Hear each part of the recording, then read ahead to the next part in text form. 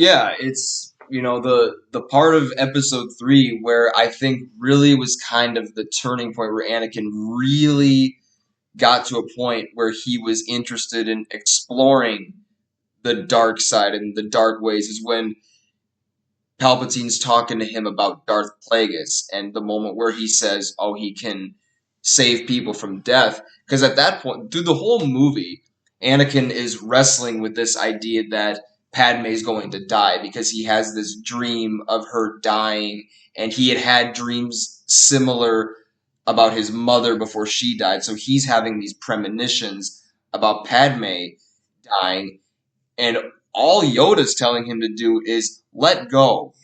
Don't mourn the loss. Rejoice for, them transforming into the Force is the way he put it. And that's not the answer he wanted to hear. But here's this chancellor who's, kind of leading him down a dark path, but he's still, giving him what he wants. He's saying things that Anakin wants to hear, which is really what drew him to that side and made him interested in the dark ways. And in that process, Anakin gets completely lost, and which is why you see that puzzling scene where Obi-Wan's saying, "Your new empire? I'm for democracy. What are you talking about?" At that point, Anakin's just he's so lost that he actually caused the death of the one thing he was trying to save. I mean, that's how deeply embedded the dark side and Palpatine's words got to him in that movie. And there was and for me, maybe the most iconic scene of all 6 movies,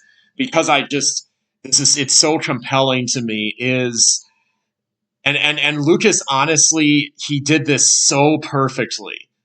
Even if you maybe need the Clone Wars to understand the full process of Anakin going from his confliction at the end of episode 2 to his fall in episode 3, but the moment where he actually makes his final decision is just so epic, and it's actually tragic.